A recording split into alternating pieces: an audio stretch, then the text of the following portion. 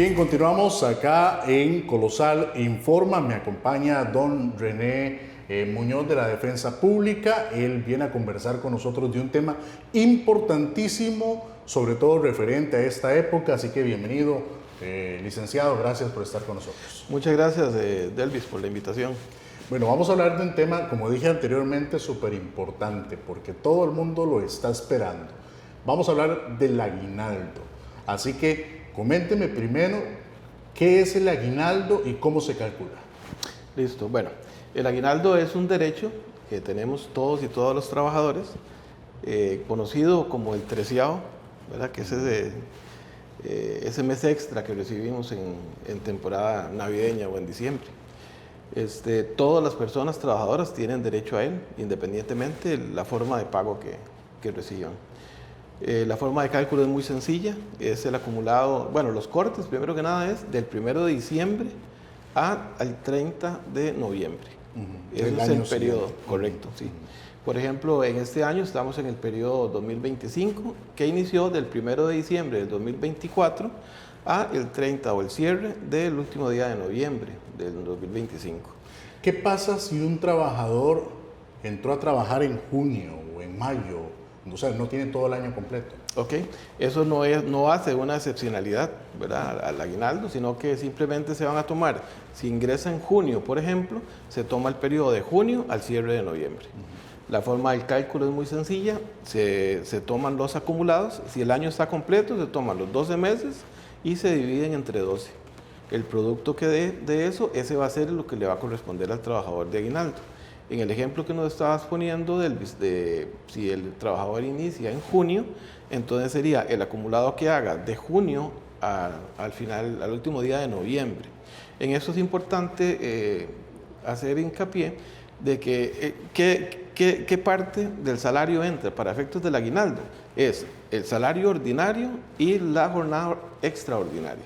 Esos acumulados o cualquier otro ingreso que tuviera extra, que sea tomado como salario, se suma. Igual, puede ser que los meses sean diferentes. Puede que un mes se gane, no sé, 100,000 colones, el siguiente mes 200,000, en el siguiente mes 100,000. Eso no es tan importante, sino es la suma total de los meses dividido entre 12.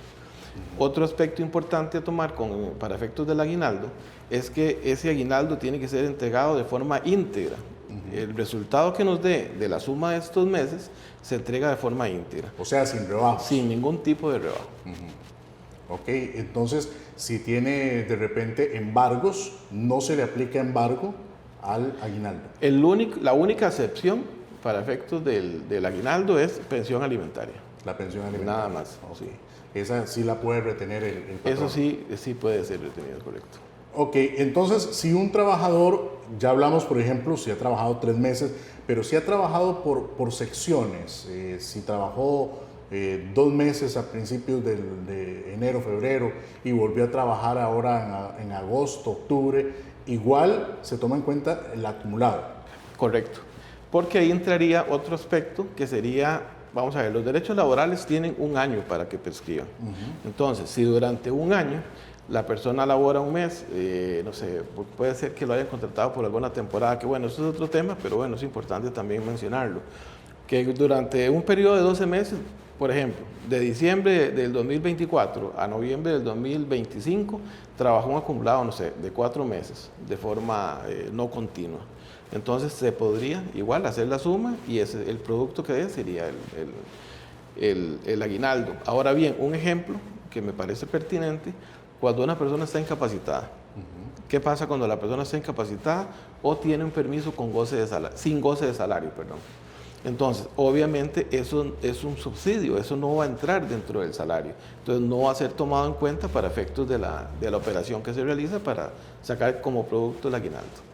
¿Hay alguna diferenciación? Porque tengo entendido que en caso de cesantías sí la hay, pero a nivel de aguinaldo, ¿hay alguna diferenciación entre el trabajo agrícola y el comercial? No, ninguno. En realidad hay otras modalidades de trabajo como por destajo o una cuestión así, pero en realidad el aguinaldo, hay 2 derechos que podríamos decir, o así lo dice más bien la legislación vigente, son derechos irrenunciables. que son aguinaldo y vacaciones.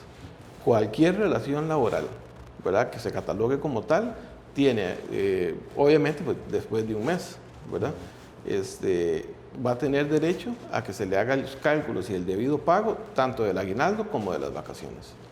Muy bien, ¿qué pasa con los trabajadores que reciben comisiones? Comisiones como Tienen un salario base y de repente reciben parte de su salario va a ser por comisiones, okay, por sí, ventas, por ejemplo. Sí, eso es igual, porque eso es una suma. Uno de los ejemplos es, por ejemplo, los agentes de ventas. Les ponen un salario base, por ejemplo, de, no sé, 300,000 y le ponen una comisión ahí, no sé, a ganar del 5% sobre ventas o qué sé yo. Todo eso acumulado, ¿verdad?, que él realice, porque los cortes se hacen mensuales, eso va a ser reportado tanto a la Seguridad Social como para efectos del aguinaldo.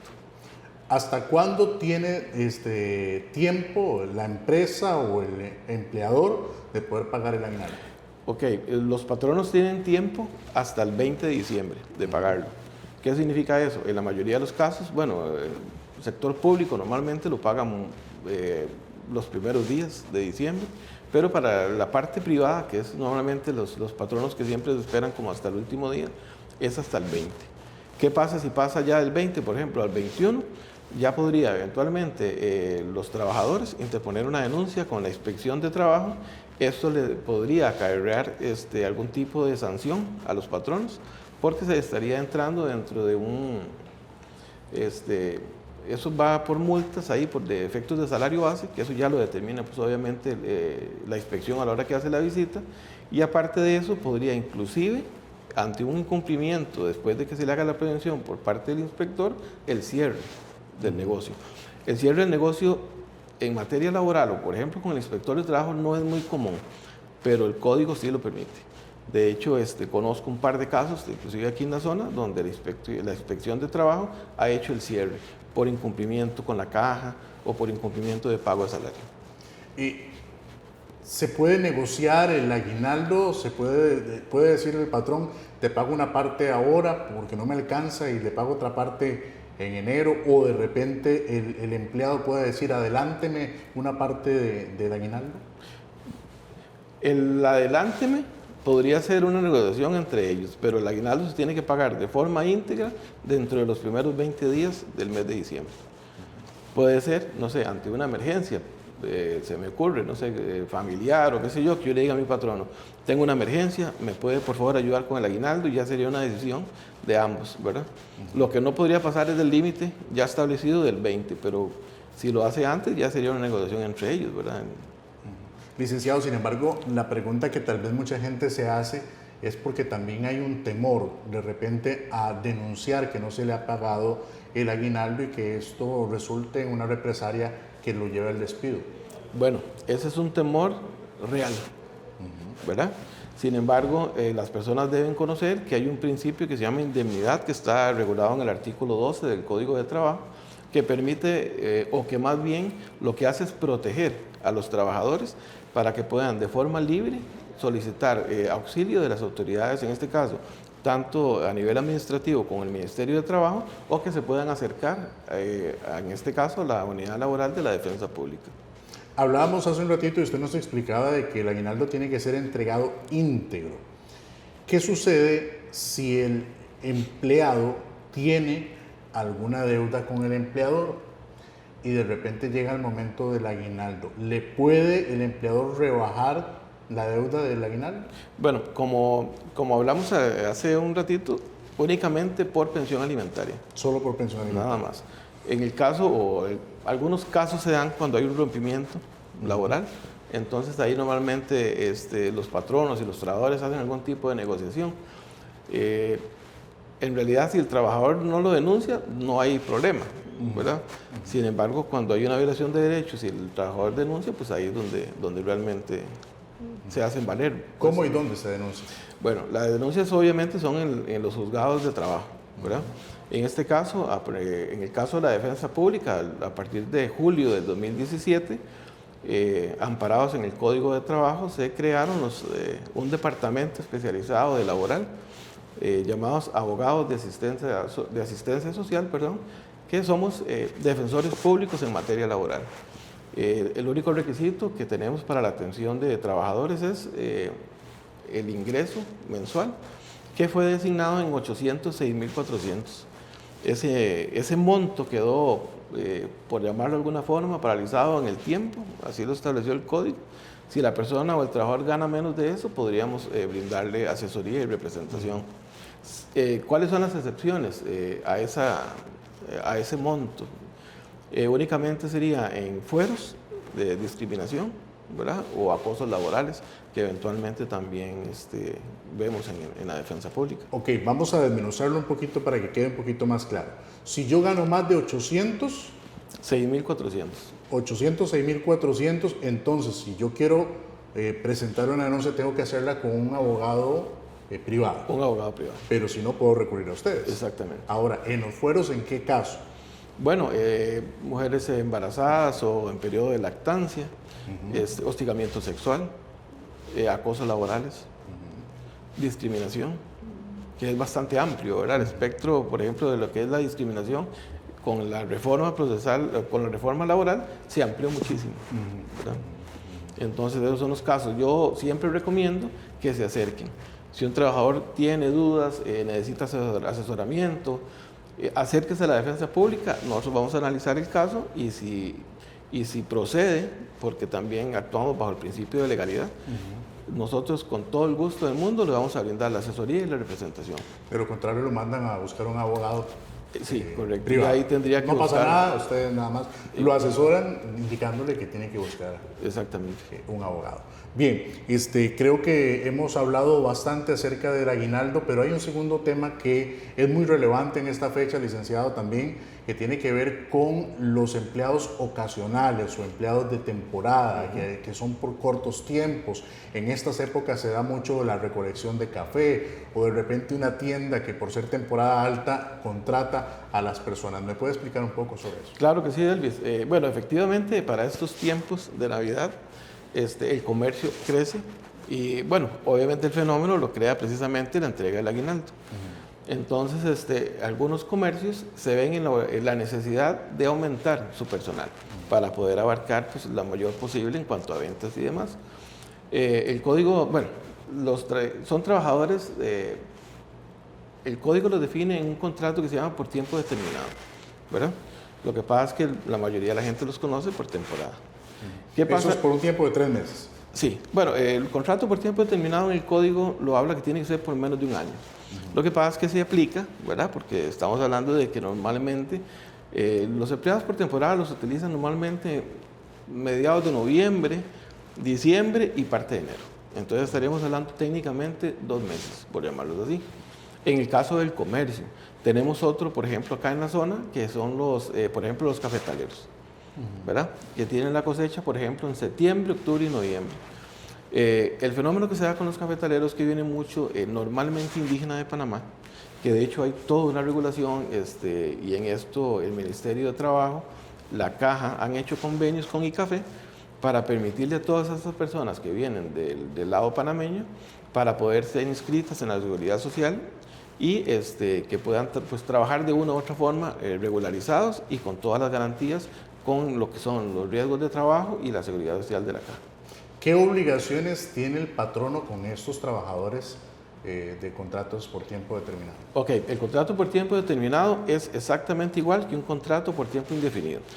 Que el contrato por tiempo indefinido es cuando yo te digo, Delvis, te voy a contratar como empleado y usted no puede durar 1 año, 2 años o el tiempo indefinidamente. Cuando yo contrato a una persona por tiempo determinado, tengo que pagarle el seguro, las pólizas de links, que en esos casos yo inclusive, cuando algunos patronos se acercan y hablan conmigo, yo no entiendo por qué no pagar las pólizas de links si son sumamente baratas. Muchos patronos, por ejemplo, se quejan de que la caja sí es un extremo pues un poco alto, pero en el caso de links es sumamente barato esas pólizas.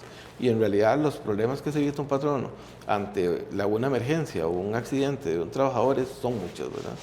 Pero volviendo al tema o la pregunta que me hiciste, Delvis, efectivamente los contratos por temporada adquieren todos los derechos. Seguro, riesgos de trabajo, horas extraordinarias, si las trabajaran, el salario mínimo, ¿verdad? Por ley, eso tienen que reconocerle el salario mínimo. Y pues obviamente las jornadas, ¿verdad?, que están establecidas en las jornadas ordinarias 8 horas, si fueran extraordinarias 4 más, que la jornada no extienda de forma diaria 12 horas. En el caso, perdón, ordinario, ¿verdad?, que estamos hablando horarios diurnos. Existen también horarios mixtos, que la jornada se convierte en 7 horas, y las jornadas nocturnas, que son 6 horas. Tienen alguna variedad ahí, por ejemplo, a partir de las 7 de la noche entraríamos en una jornada mixta, y a partir de las 11 de la noche entraríamos en una jornada nocturna. Hasta las 6 de la mañana. Hasta las 6 de la mañana. Normalmente, por lo menos la experiencia que he visto es que los trabajadores por temporada normalmente trabajan horarios diurnos y, bueno, algunos se extienden hasta las 8, 9, 10 de la noche. Entonces no exceden como la jornada nocturna, pero sí la mixta. Hay una particularidad, y si bien es cierto, pues la Defensa Pública y el Ministerio de Trabajo, todo esto existe para tratar de balancear el tema entre los patronos y los trabajadores, teniendo en cuenta que tal vez la parte más débil son los trabajadores. Pero sucede que hay trabajadores que son más débiles que otros. Lo estoy hablando precisamente de esos extranjeros que ingresan al país, que de repente no tienen ni siquiera un pasaporte o no han ingresado de manera legal. ¿Qué pasa con estos patronos que de repente entran en ciertas negociaciones, pagar por debajo del salario mínimo, o de repente llegar a negociar y decir, mira, no te voy a inscribir en la caja, no te voy a inscribir ante el INSS, y para que tengas más plata? ¿Qué pasa con estos patronos? ¿A qué se arriesgan? Ok. El hecho de que la persona esté indocumentada no es una excusa para que no se asegure, ¿verdad? Le hablaba hace un ratito de, por ejemplo, los convenios de la Caja con el Café y el Ministerio de Trabajo. Son instituciones, o más bien en este caso, por ejemplo, el Ministerio de Trabajo ha luchado un poco precisamente para que las personas, sobre todo en el caso de los indígenas o personas panameñas, pues tengan ese acceso, ¿verdad? Porque si bien es cierto, una persona que esté de forma irregular en el país, el INSS no la asegura, aunque el patrón lo intente. Por eso es que se hacen algunos convenios, por llamarlo de alguna forma. Sin embargo, la persona puede trabajar, pero en el momento que esa persona se acerque sea a la Defensa Pública o a la Inspección de Trabajo, el patrono tiene que responsabilizarse por todos los derechos que no le fueron cancelados. Muy bien, yo creo que ha sido muy valiosa la conversación. Gracias por venir, licenciado, y por acompañarnos y aclararnos todas estas dudas.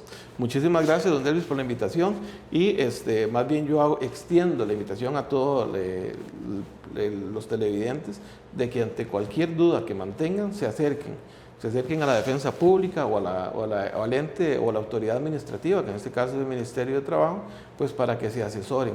Yo pienso que la herramienta o el valor que podemos adquirir de esto es asesorarnos, conocer exactamente cuáles son los derechos que tenemos y que podemos de una u otra forma exigirle a nuestros patronos. Acá en Ciudad Neyli, ¿dónde está ubicado el edificio? La Defensa Pública está ubicada a un costado del edificio de la municipalidad. La municipalidad, correcto. Atendemos, el horario es de 7 de la mañana a 11:30 y de 1 de la tarde a 4:30. Muy bien, muchísimas gracias. Así que ya lo sabe, ahí ustedes tienen quienes les pueden asesorar en temas que tienen que ver con abusos laborales. Vamos a continuar con más de nuestra programación.